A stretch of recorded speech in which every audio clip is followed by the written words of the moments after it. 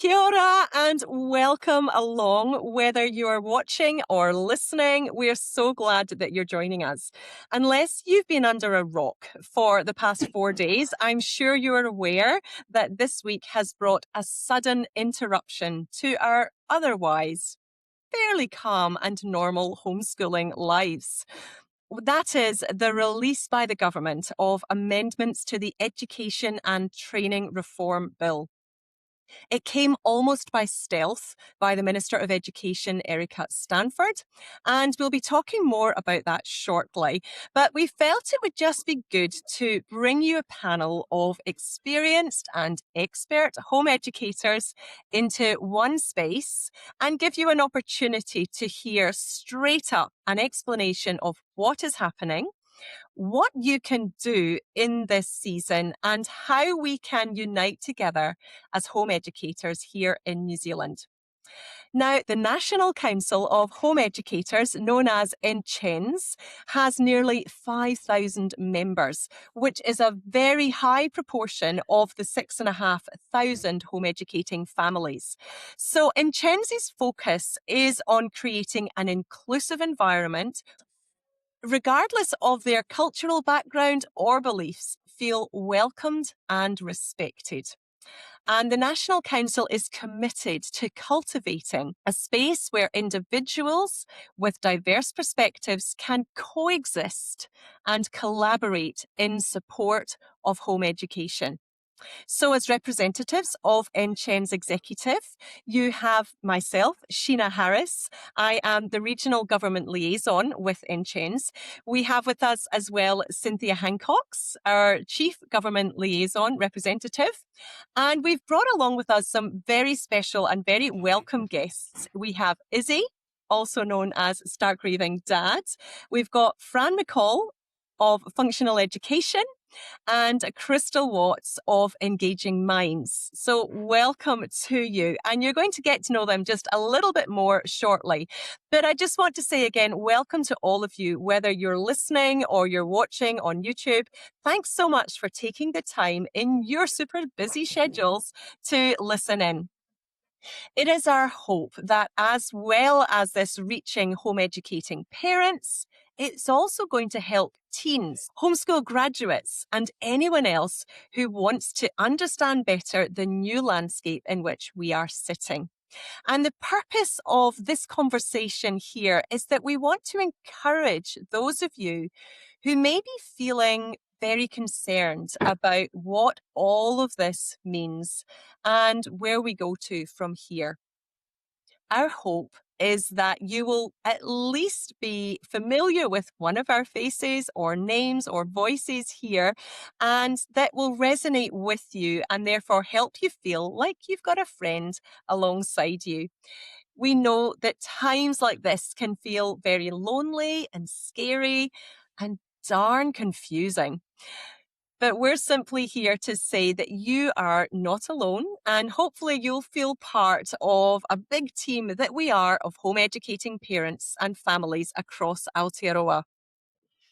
Yes, we may have varied reasons, methods and preferences around homeschooling, but fundamentally, we all want the same thing: a safe educational environment filled with just the right educational resources that fit our lifestyle, where our children can thrive. So, before we get into the nitty gritty of this conversation, let's more fully introduce ourselves, please. And so, starting with our oh so familiar and our enormously knowledgeable and greatly appreciated Cynthia Hancox. Welcome. Thank you, Sheena. It's great to be here. So, as Sheena said, I'm the Government Liaison for the National Council of Home Educators alongside of Sheena. I am a veteran home educator. I home educated my own 5 now adult children for over 22 years, and some of my grandchildren are now being home educated. And I also work independently as a homeschooling consultant, helping families understand the application process and work through that. And in both of those spaces, I advocate for families individually, collectively, with the ministry, and just helping people understand policy, process, law, and talking to the ministry about those things as well. Thank you. And let's get an introduction, please, from Issy. Hello, folks. I'm Issy, aka Raving Dad, who you'll probably know me more as, and the host of the Life Without School podcast, which has been running for a couple of years now. But really, I'm a dad to 4 awesome kids. That is the main thing that I am. And we've been homeschooling now, home educating with their own kind of flavor that's down towards the unschooling end, which is, where this kind of legislation coming through is probably slightly more intimidating to hear from, and compared to whether you're down the very structured end. So that's been our flavor. We've been home educating for about a decade now, so coming up to about 10 years. Our eldest has recently, I guess you would say, graduated. We had nothing kind of formal around it, but he's now moved on to tertiary study. He's doing a 3-year degree in computer generated imagery, and he's off kind of living his design and storytelling dreams.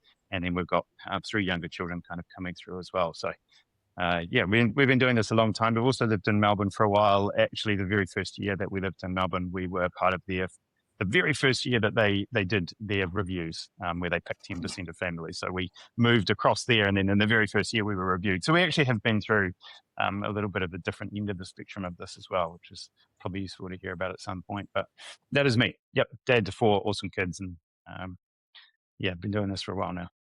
Great. Thanks so much, Issy. All right, Fran, tell us about yourself, please. Hi. So I'm Fran McCall. I'm with Functional Education. I've been a Waldorf Steiner teacher now for well over 20 years, but I've been online in this space since 2018. Mum to a whole bunch of neurodivergent boys and all their gorgeous neurodivergent next generations. A lot of my grandbabies are on our program.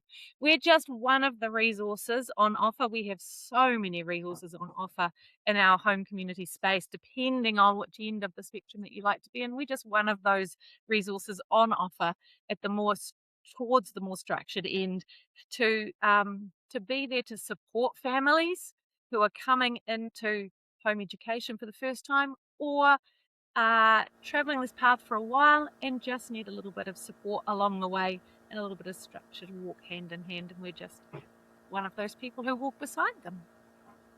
Wonderful. Thank you so much, Fran. Krystel. Thank you, Sheena. Hi, everybody. I am Krystel Watts from Engaging Minds.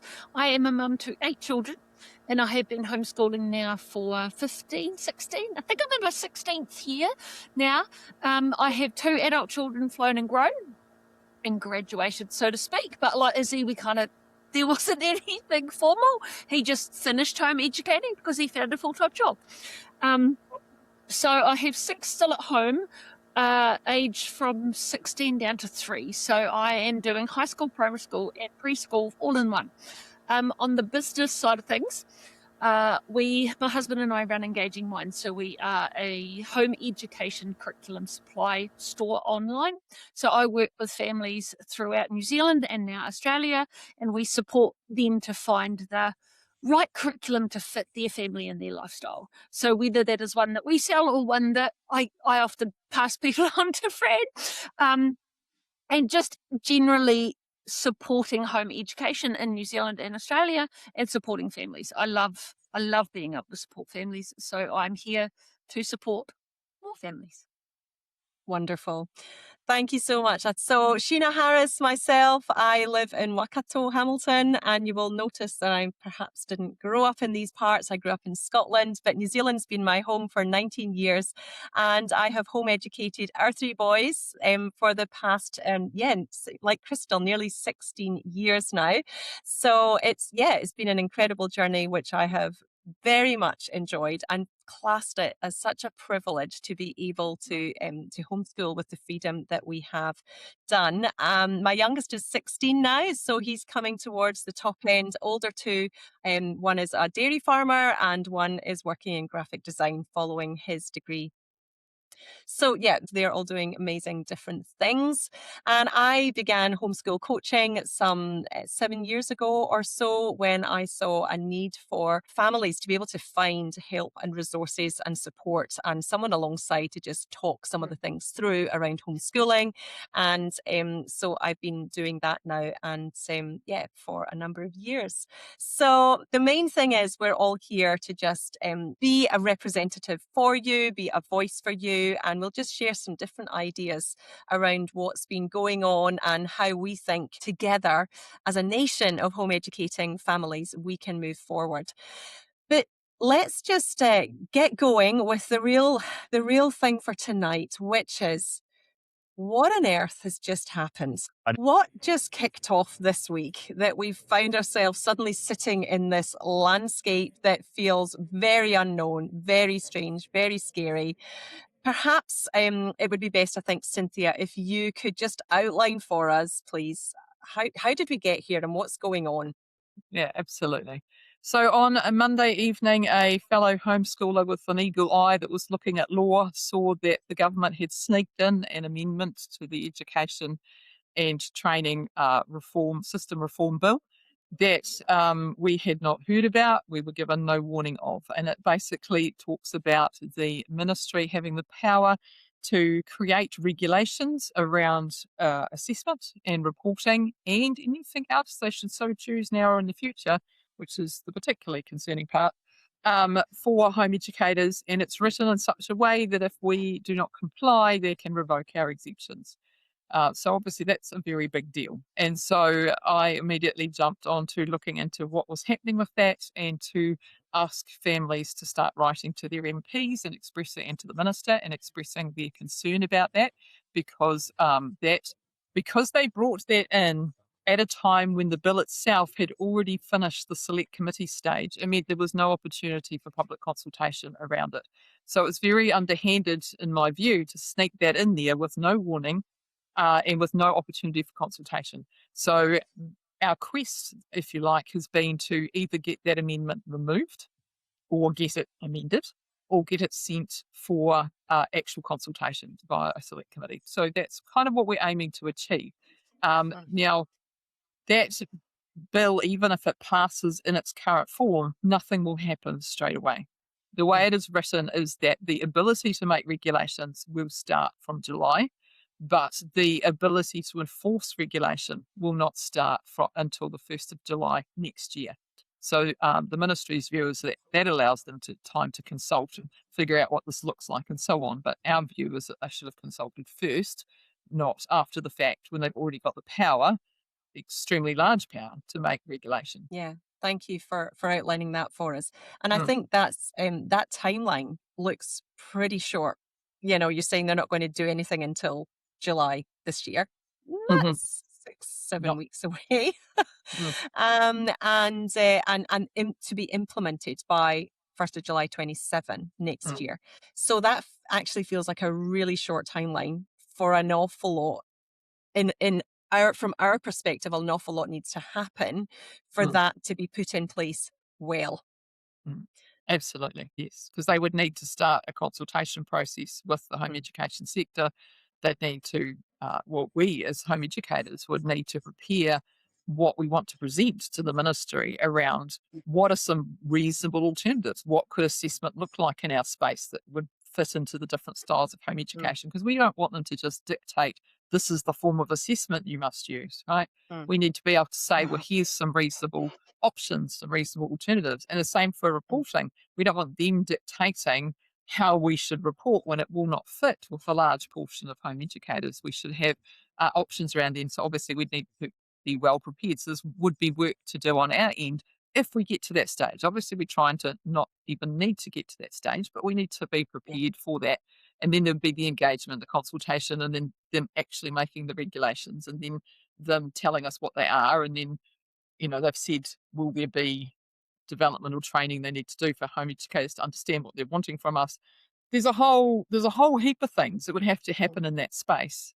It's not that they just write something down on a piece of paper, tell us what it is, and expect us to do it instantly, because that would be impossible and unreasonable.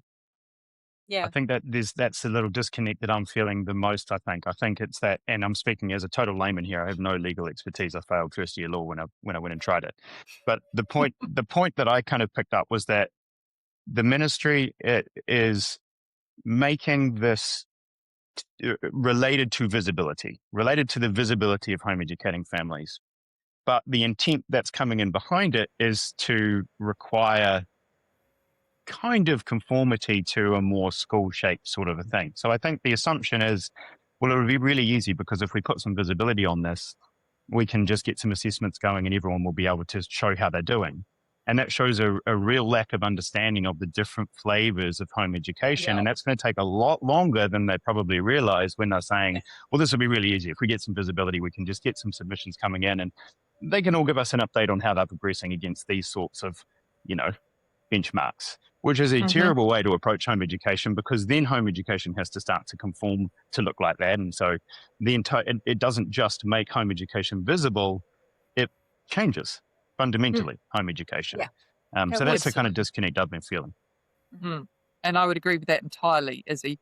Yes. The problem we have, and even the ministry allude to it in their regulatory impact statement, is that staff at the ministry that process exemptions currently wouldn't have the capacity to be dealing with any of that stuff, and also don't have actually the knowledge of homeschooling curriculum, such as it is, what that looks like, to be suitable for that. So as I said on a radio interview today, then who is the person that should read these reports or these assessments and determine, are they suitable? What do they show? Is there a concern, etc.? So there's so much on that side of things where they don't even have that knowledge or that capacity to be doing this in the way that they're implying that they would like to do, whatever that actually ends up looking like. And yes, from our side, it does have the feeling of fundamentally changing the homeschooling landscape. And for some families, that will feel awful, particularly if their model of home education is at the more unschooly or child-led end of the spectrum, for people who are perhaps very much in the school at home end of the spectrum, it might feel less of a stretch for still an imposition, still a time drag, still taking away from the teaching of our children. But for others at the other end of the spectrum, or towards that end of the spectrum, it's going to feel very foreign and extremely uncomfortable and even potentially traumatic, which, we don't want that for our families. No. I was just thinking, I wonder if Fran or Krystel might want to sort of unpack, what were your first thoughts, or what was your experience when you first read or heard about this? Personally, it was how underhanded and sneaky. A little bit of shock factor, to be fair. I knew it was coming. I really did. We've tried to express that to the wider homeschool community that this is coming. So it wasn't a surprise, but it was the way it has been dealt with was the surprise. And just my immediate concern was the extreme scope of it and how we are expected to trust in the government, this current government and any future governments, that the regulations will be reasonable and will be consulted on, and there is no safeguards within the current law and these amendments that would actually happen. So that's my immediate concern with how it is worded. Yeah. I agree with Krystel that it wasn't a surprise. We'd been having conversations for some time. We'd been watching what was happening overseas. We were just seeing how it was going to drift down here, but it was a shock at the rapid rate it arrived and without any notification or consultation, which I found quite rude for a free democracy to bypass the key freedom democracy bit. I have been through a similar situation in the past when the alternative schools were pushed through a number of years ago into integrated schools. And I know how it felt to go through that process when we thought we were going to lose our entire identity.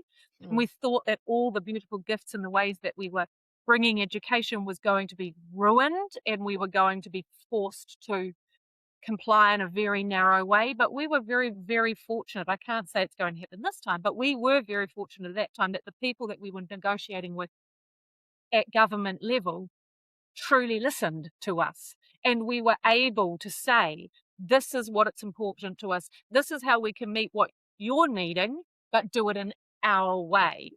So when it came through, my first shock once it settled down was, hang on a minute, here we go again.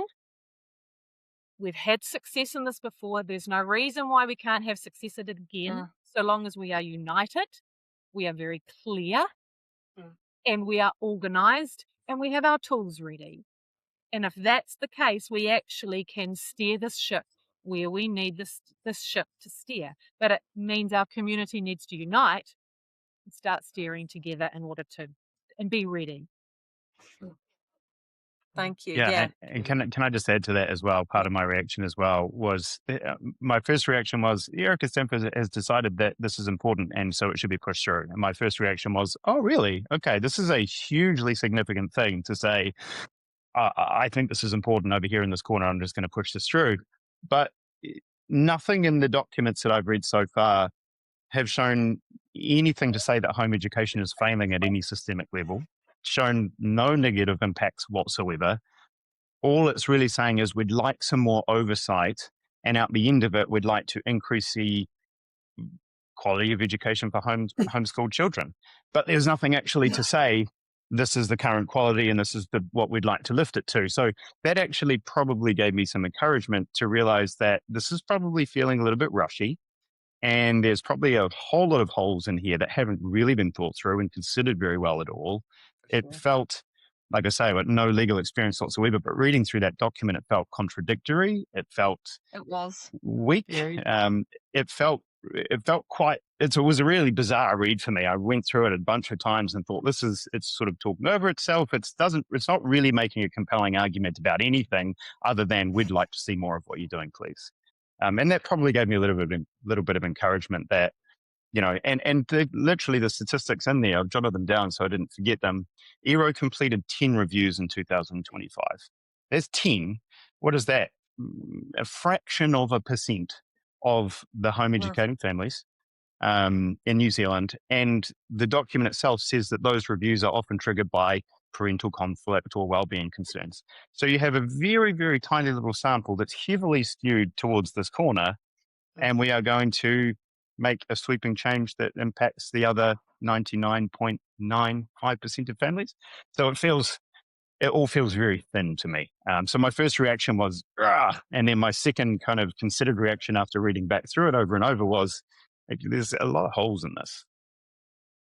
Yeah, Entirely. Definitely. And I think, so much presumptive language, so much, just background presumptive, no research, no inquiry at all whatsoever. And while we're all yelling from the sides, no, which has been, quite frustrating, I think, for a lot of us. But not only that document is full of inaccuracies as well. Cynthia, do you want to outline any of those in particular? There was a lot. I could talk for ages about what's wrong. They've made assumptions about NCHENZ and our position and attitude. They've said there was 10 reviews last year. That's factually incorrect. They've made assumptions about, what that means, what the problems are, that there's well-being concerns. They've not consulted with the home education community, so they've consulted instead with themselves and with ERO. And the information that they've received is extremely biased and extremely skewed. And then, as Izzy's pointed out, they've tried to draw out from that to reach broad sweeping conclusions. They're trying to fix a problem without providing evidence that there is a problem. And they have means to actually investigate outcomes for home educators, to draw data from NZQA, to look at data that NCHENZ has collected, to ask for information.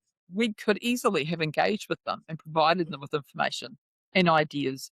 And also the flip side of things, if home educators, and it's a big if, there's no evidence, if home educators or some home educators need to up their game, then the ministry could far more constructively engage with us by providing more equitable access to resources, professional development opportunities, information and support.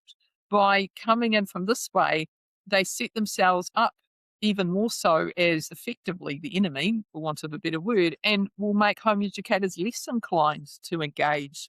There could be an open collaborative relationship where people who actually do need some support and some help, if they can't find it within the home education sector, could reach out and say, look, my child has this particular thing going on. I could use some ideas. What can you offer? Or, you've just produced these new literacy and numeracy resources. Could we have access to those too? All these sorts of things to demand we meet an arbitrary standard, but limit our access to things and then demand more of our time taken away from our children to fulfill their regulations is completely inequitable and ridiculous, particularly when they can't prove there's a problem to start with. And I noted the use of the term, the language quality was used in there, educational quality, without any clear definition of that. And so that's a huge hole. That is not it's not a neutral term. Whoever defines that eventual quality controls the thing. So it's very, it's crazy to have a document that makes statements like this without any definitions. And to say they want to improve outcomes when they don't know what the outcomes currently are, they have got no way of ever quantifying, did what we have done improve outcomes? How are they going to benchmark that? They won't know, right? What amount of taxpayer money are they going to throw at this situation? They don't know. They can't even say that. It's just... It's a very strange approach and situation.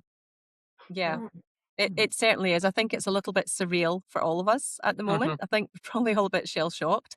And, those of us here and others who are working so hard in this space to say, okay, what are we going to do here? What's next step? So perhaps we could just talk about that a little bit. Now, of course, it went out pretty quickly straight away. Write to your MPs, try and do this. And so let's just speak to that a little bit. What have we done? What have any of us here done so far to try and, blow the trumpet? What's been happening? So obviously I've encouraged everyone to write to their MPs, and I just really want to thank people who've done that, because I am getting feedback from the other side that it is having an effect. MPs in an election year are very concerned that a large number of their constituents are unhappy with something that their party is doing. So that's particularly the national, but also the coalition MPs.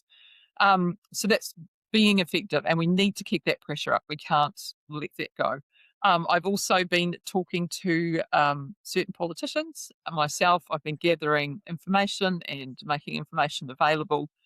The next step from that particular perspective is that we want to aim to get the bill, the amendment in particular, either dismissed or sent back to the select committee so it could actually be consulted on, because one of our chief things here is there was no consultation.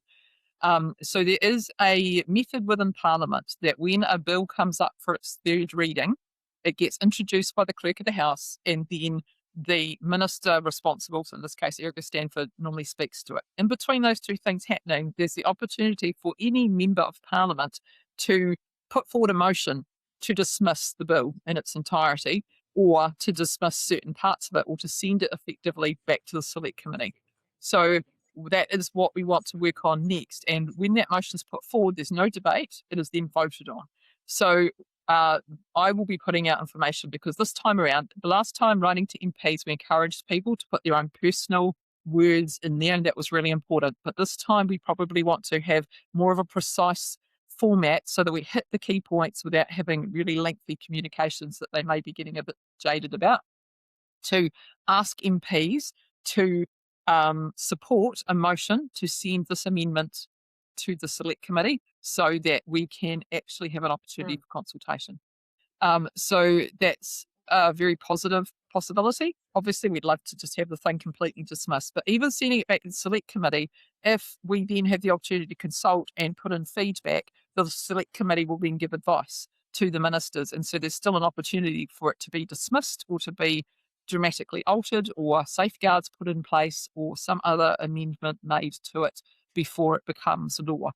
So that's kind of the next stage that we will work on. Now, beyond that, if it does become enacted in this format or in another format, we obviously need to be well prepared, as Fran said, to unite, to have our tools ready, to then engage with the ministry around consultation about what will these regulations actually look like, what options can we put forward as to what is reasonable ways of assessing or reporting that fit in with the wide variety of home educators, and really work on things from that end so we can come down to something that is reasonable if we do not get it dismissed in the first instance. I've Thank also you. been doing media interviews, lots of media interviews. I've got 3 more Lots. tomorrow. So, Thank you so much for that. We Mm. really appreciate you stepping into that space and being such a great advocate, and the knowledge and experience that you're able to speak to that in particular.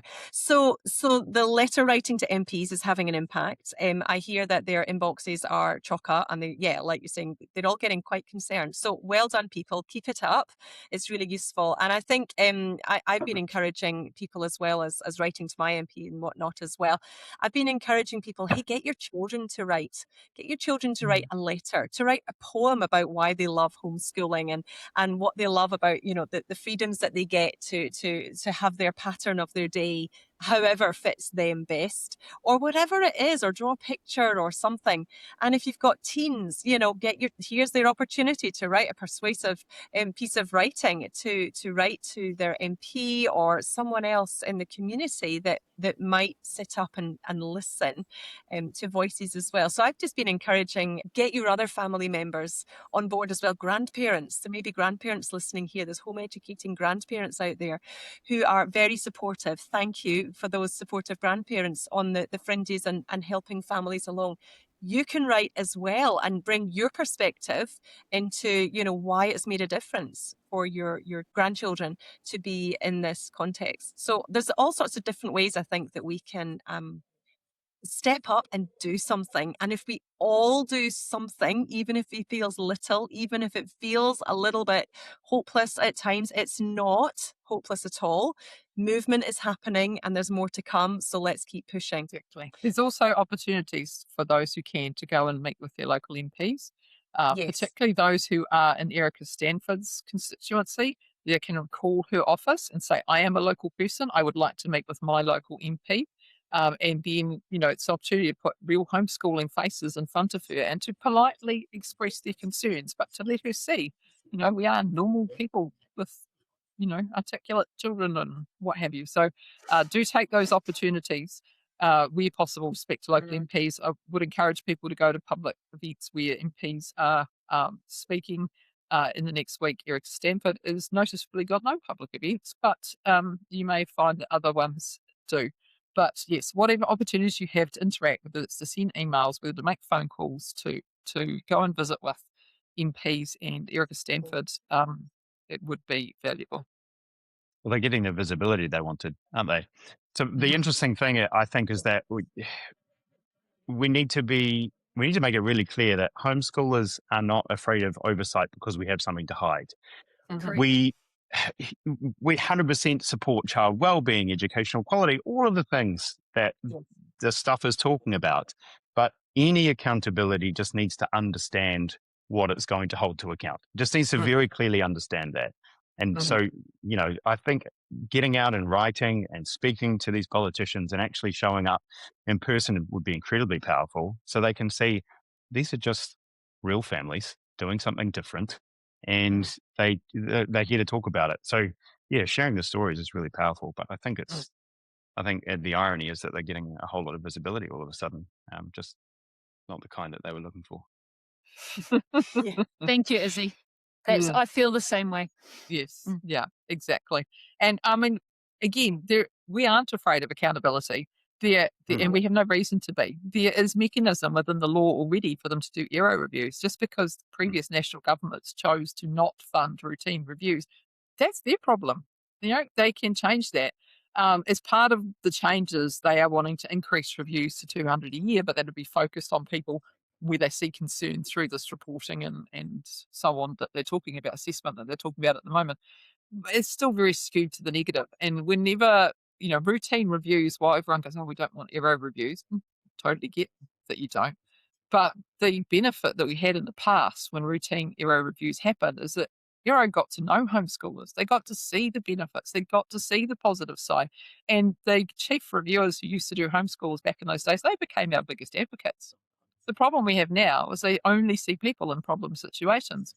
And so there's a negative perception, and most reviewers hardly do any homeschoolers. They only see the odd one. And so they don't build up any kind of picture. And they come in with an innate bias, even though they say they don't, but they do.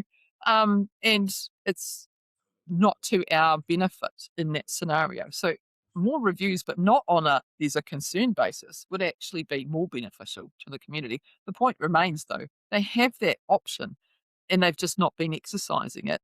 And again, that is their problem. That shouldn't be made into our problem, where we now have to do their job for them.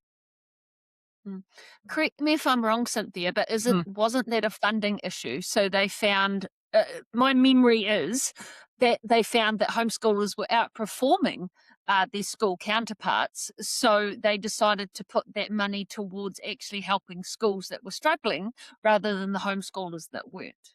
Well, that's probably factually correct, but not how they would have framed it. So how they framed it was they were doing something like 600 reviews a year. Each of those reviews, from memory, cost something like $400 to $600 per student. To review a school costs $1,200, an entire school of maybe 1,000 or more students. 95% of home education reviews came out that they were being taught as regular and well as. So for only 5% or up to 35 students a year not meeting the bar, they were pouring all of this money in to regularly reviewing homeschoolers that were meeting the bar. And doing that does take away capacity to focus on the schools. And ERO's fairly small department. It's somewhat under-resourced. So it was actually a fiscal year in which the government was looking to tighten its belt across the board. So it was looking at all of its programs, not just in education, but all of its programs, and going, what is not providing value for money? Oh, look, reviewing all those homeschoolers is achieving nothing. They're doing a great job. Why would we continue to pour money into that? So they just stopped, and they said, we'll provide funding for up to 35 a year because that's the most that ever failed, and we'll do it on a complaints basis. And so that's what they did, and it's remained that way since 2009. That wasn't the first time they stopped routine reviews, but it was the most recent time they stopped routine reviews. I come back to where you said, what else are people doing? And I 100% agree with everything that everybody's saying. I am also doing the same. I've been writing endless letters to Parliament and putting things out to my community. And please keep on doing that. That is important. But I think it's also really important as a community during times of stress to look after each other in the community. Yes. I know in my functional ed bit of the community, almost 70% of our new intake are trauma-based in some way, shape or form. It's chosen homeschooling, not because they wanted to be active homeschoolers, but because of situations in a schooling system or out elsewhere that have forced them into this community. They're already fragile. They're already shaky. They're doing the very, very best that they can, and they're adjusting really, really well. And if you know people in your community who are like this, they need support at the moment, particularly from the veterans, from those who have been doing it a while, who are quite calm through this. They've seen change happen. Embrace those young ones who are coming in. They're new, they're scared, they're in trauma situations. Do lots and lots of positive. You do amazing things as a homeschool community with your kids every single day. I'm not talking TikTok worthy stuff. I'm talking real. You know, the real homeschooling. You're baking in your kitchen is a mess. Your kids are doing incredible pieces of art. They're singing. They're working together. They're gardening. They're doing these amazing things. You forget that this is incredible learning. Make it visible. Put it on your social feeds. Put it in your homeschool groups. Remind everybody what homeschooling looks like, so that the new ones who are coming in and through, and they're really shaky at the moment because this is a scary time for them. They've already been through big change. They just need to look at it and go, look what they're doing. I can do that too. And I don't need to be scared. I'm part of a bigger picture, and it's an amazing community and organisation, and we do great work with our kids across the board. We make a big difference in the future generations coming through. And I think sometimes we forget to pat each other on the back of all the amazing stuff. So don't just write to Parliament, do that too. But don't just write to Parliament. Yeah. Celebrate each other, celebrate what you're doing, embrace someone local near you, and give a helping hand where you can. Very well said, Fran. Yes, Yeah, absolutely. brilliant. Mm. 100%. I'd just like to back Fran up that we've found that in our world of homeschooling. So many families are being forced into homeschooling. They feel that they're forced into homeschooling because schooling is not an option for them, because school is not working for them. And that is a different kettle of fish from families that choose to homeschool. And these families need a different form of support. And they're terrified that they're going to have to send their kids back to school. Yeah. Yeah. Yeah, so I love that, framing that, let's be the supportive community that we are, especially at this time. And that's a really helpful conversation, definitely. Thank you so much. I just want to dial back to something that was mentioned earlier. I think it was Fran, you mentioned about tools. And as we were talking about that thing around, accountability, and look, we are open, happy, willing, ready to have some kind of check, accountability, whatever that looks like. We know that has sat there anyway as a ERO review. And, we've all been expected to have some kind of record keeping or other. And I know we've done a lot of talking and encouragement about that over the last years as well for our community. But I just wonder, what might some of the tools look like for us? Because it's going to be varied, of course. And I think this is going to take some time to discuss if the ministry will listen to us. I'm hoping they will. So what kind of ideas or tools or do you see perhaps that we could bring in, implement? And even if it's not necessarily to go externally, what can we be doing in our homes now that can help us find progress, evidence, whatever, for our families? Show you something that looks like a tool. It actually looks like a rainbow bridge. As ridiculous as that is, this, believe it or not, is a big, scary tool. This is Brown's 14 morphemes. It takes you from the single hollow phrase word, when you're learning how to write for the very first time, you write your very first word on the page, all the way up to an essay.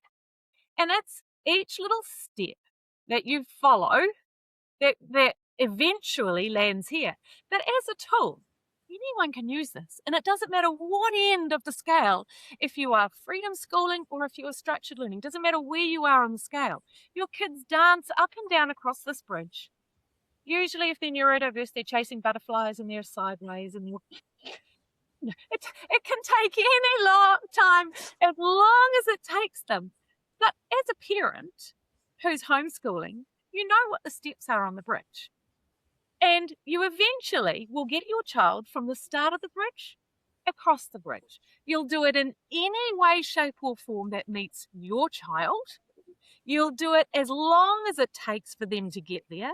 You'll go up and down as many times as it needs, and eventually they will cross that bridge and they will learn that particular skill.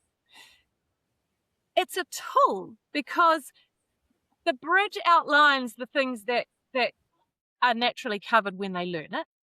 People are happy at the end because parents know that their child made it there.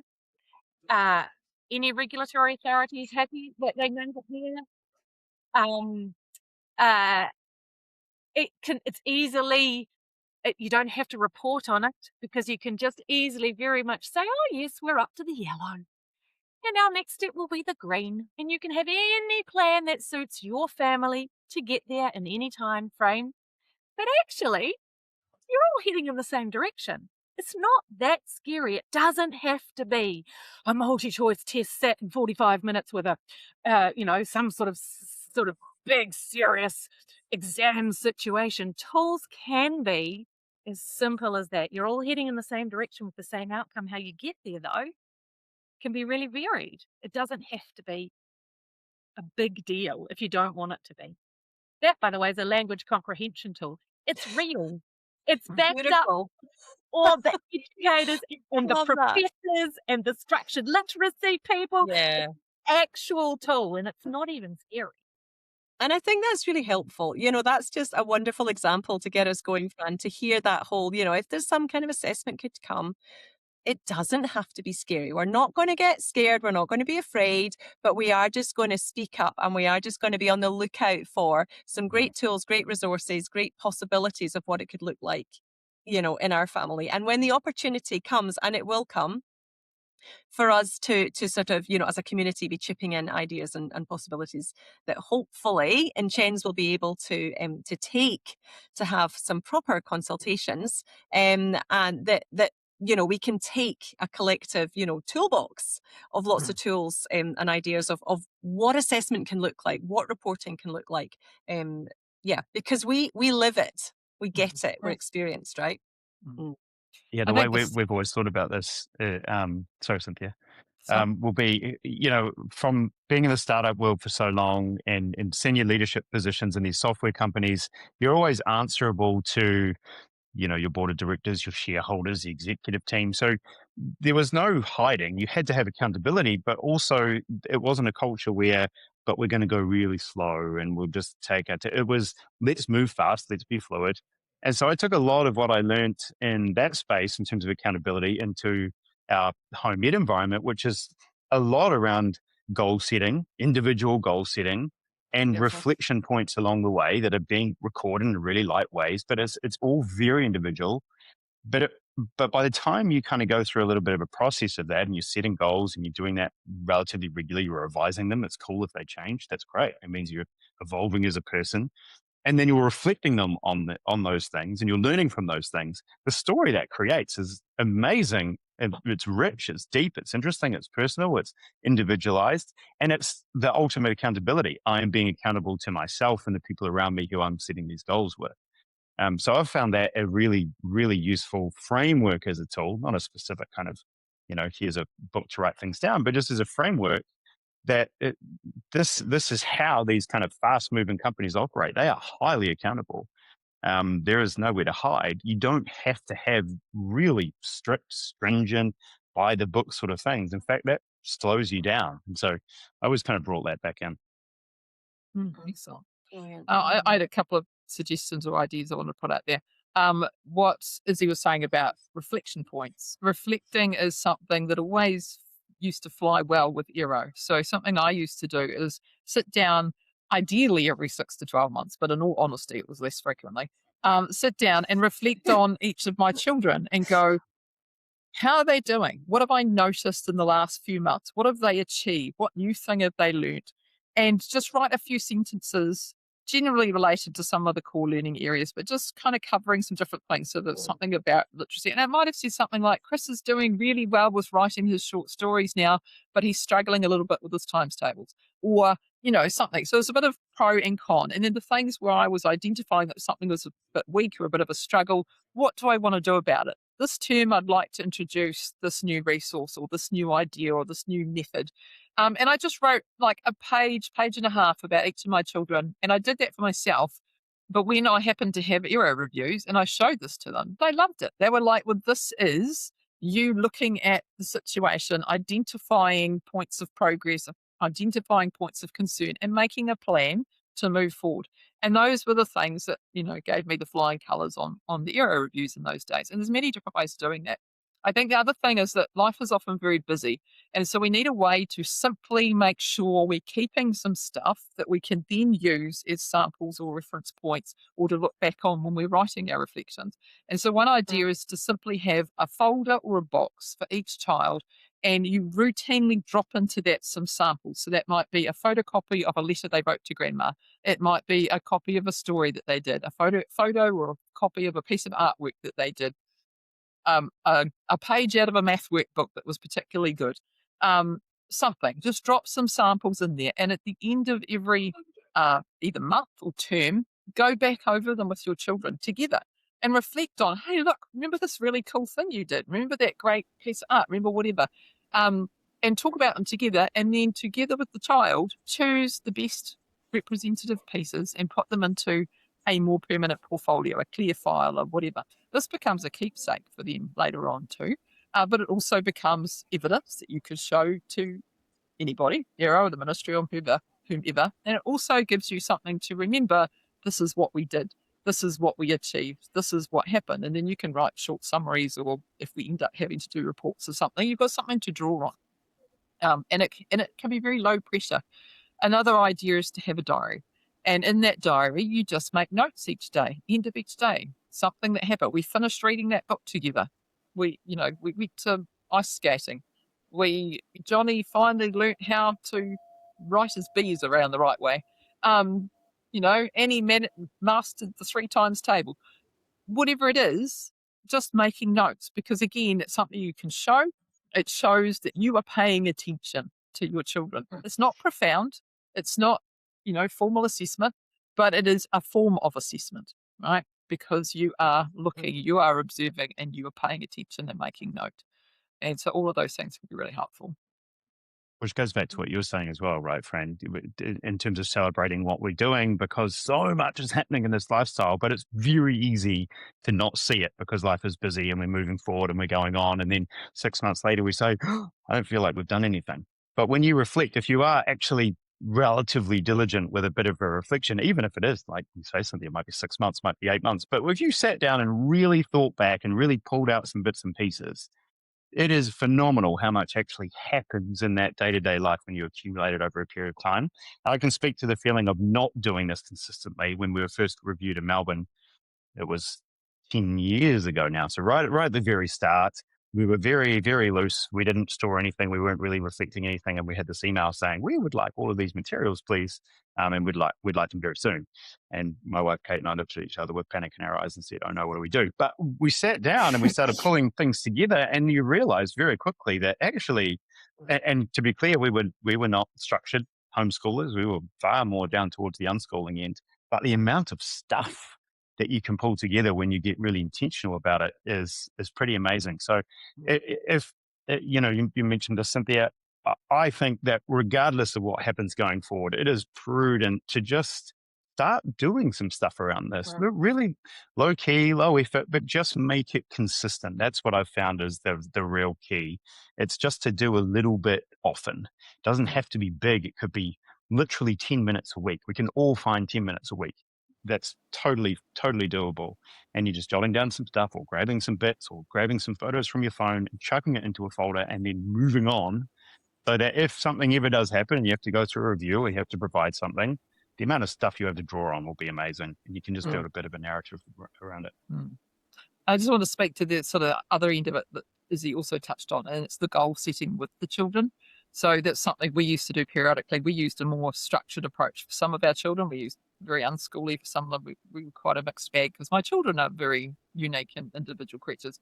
But with the ones that were a little more structured, and you can do this, but in a slightly different form with an unstructured approach too, is I'd sit down at the beginning of the term with my kids, one at a time, and say, what do you want to achieve this term?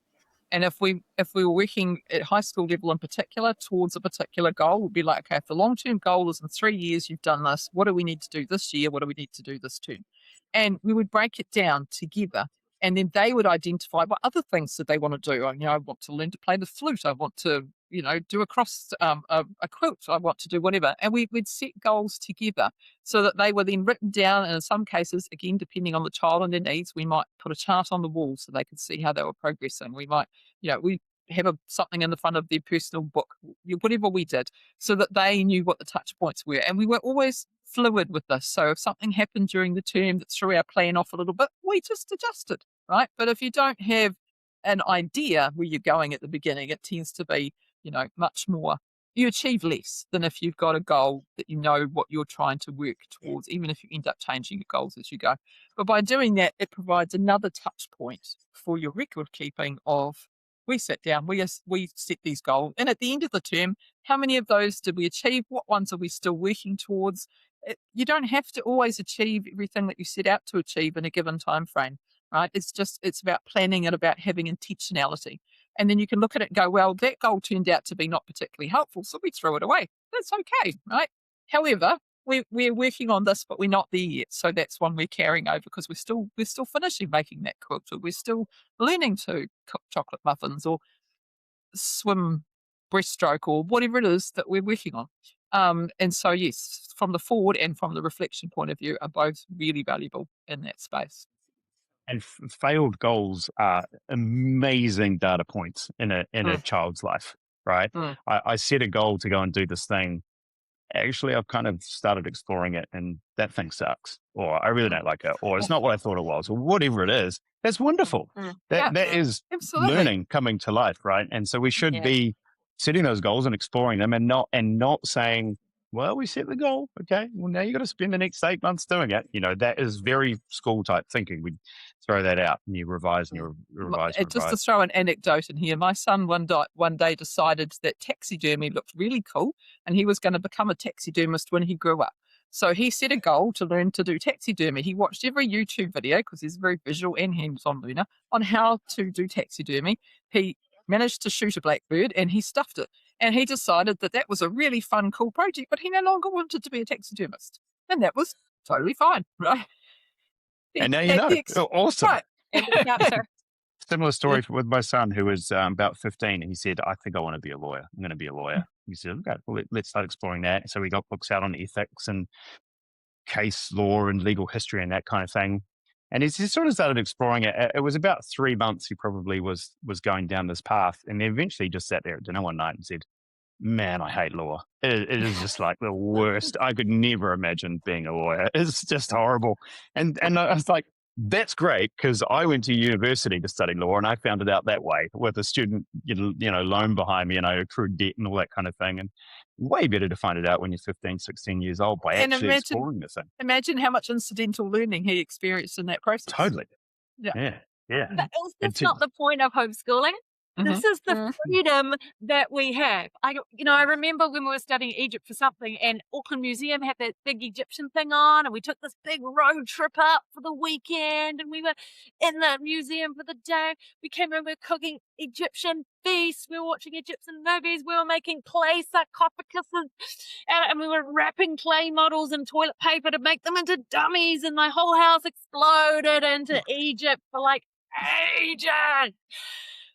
This is fun. This is education. This is the freedom that we have.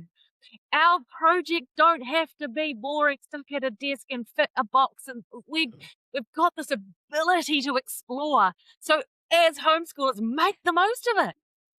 Explore it. Do it in all these different ways. And then share it with others. Share your excitement, share your joy, share your successes, so that others can see, wow, that's an incredible piece of learning. Maybe I'll do something similar. Inspire others around you while you're having such a great time, because we get the best part of educating with our kids alongside them as part of the journey.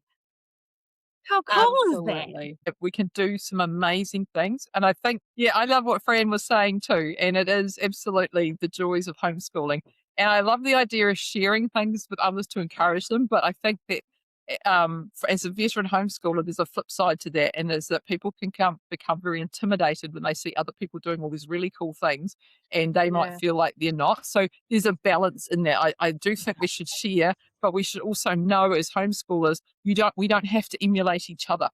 Just because Jane down the road is super good at organising science experiments down to the nth degree and presenting these amazing projects, it doesn't mean we need to do it that way. That doesn't mean we're failing if we do not, right? So it's about finding your own groove. Some of us may want to have some structured core curriculum that we know we're progressing on, some basics in a certain way, and that is fabulous and that is fine. And for others, they do it in a different way, more hands-on, more project-based, more whatever. And all of those are perfectly valid. And even when it comes to presenting this to the Ministry or the Aero in some form down the track, we don't have to all look the same. And that is, something we would push back on so hard if they tried to make us all look the same to fit the same box, because that is never going to work with homeschoolers. We are also individual, and it's the ministry that need to learn that, not us that need to adapt to their boxes, if that's the right word. So, be encouraged to be yourselves in the homeschooling journey and to find what works for your children. We do encourage you to be diligent in thinking about what your children need and thinking about what learning experiences will benefit them, what resources you can wrap around them. those things are important. Our children are entitled to an education in a suitable form, whatever that looks like. But it's not a one size fits all. And we don't have to be TikTok worthy, to borrow, I think it's Fran's phrase. No. Ordinary and plain is fine. There are those days where you lay on the couch and read stories all day long. And they're highly valuable. And there's the days where you do all these amazing things and fill out pages in your workbooks and make amazing projects. And, you know, it's life. It's real life, which is not all the same and not, you know, it varies enormously as to our energy and our children's energy and focus and interest and dynamics. And we have to flow with that. And that's okay. I think that's possibly why the homeschool community has pushed back on this en masse, though, is because we are so varied. It's grossly varied. The variation is just absolutely huge. And if the ministry were to put regulations and assessments on us, how would that look like? What would that work? School assessments will not work for homeschoolers, the majority of homeschoolers. And even I can say myself selling curriculum, you can do an assessment on one kid on one curriculum, and because they're using a different curriculum, they would fail that said assessment. It doesn't mean they aren't intelligent. It doesn't mean they're not up to standard. It doesn't mean they're not learning. It just means they haven't learned the particular thing in that assessment. And that therein lies the problem with this whole amendment and what the Ministry of Education wants to put in with zero consultation, is that a one-size-fit-all assessment will not work at all.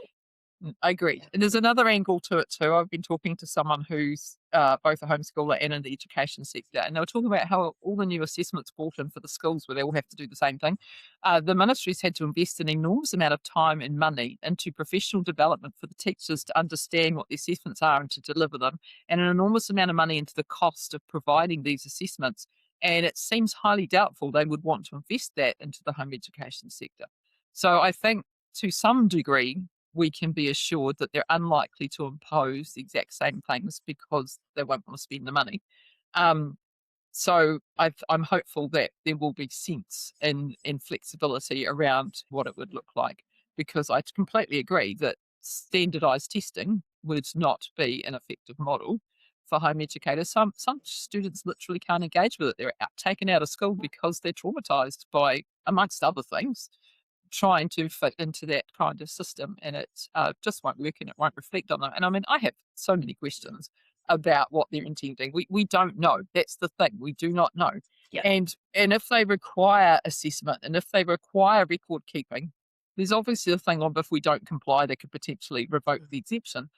But is it compliance as in we did it, or is it you must achieve a certain standard?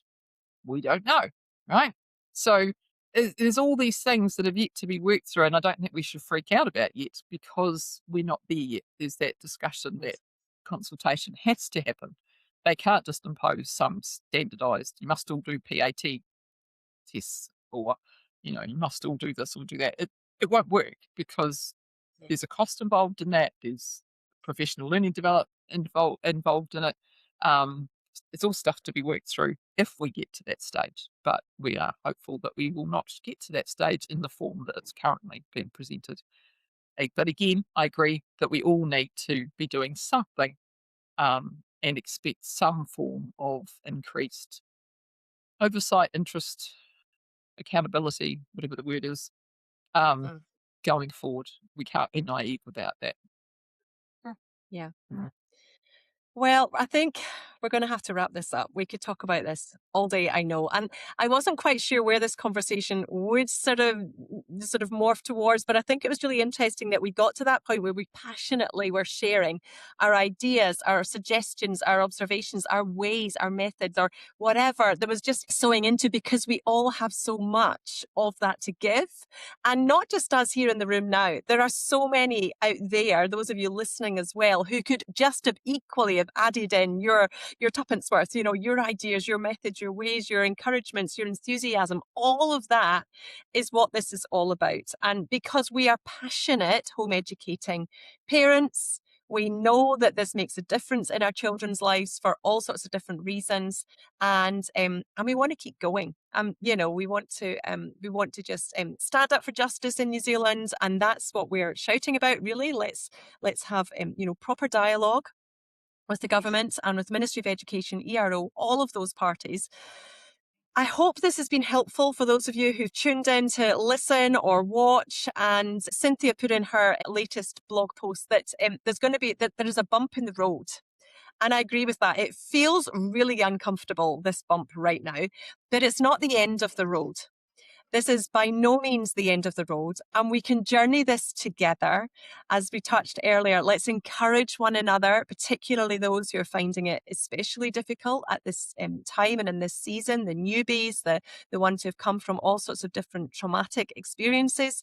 So let's support one another. Let's keep, blowing the trumpet, waving the flag, doing what we can, and showing a united front, really, as the very best we can to move forward into a positive space.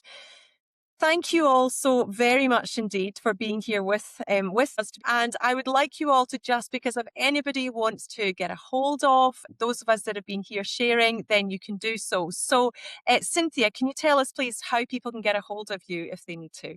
Sure. So my website, cynthiahancox.com, has a contact page on it, and also articles in the information index section about some of this.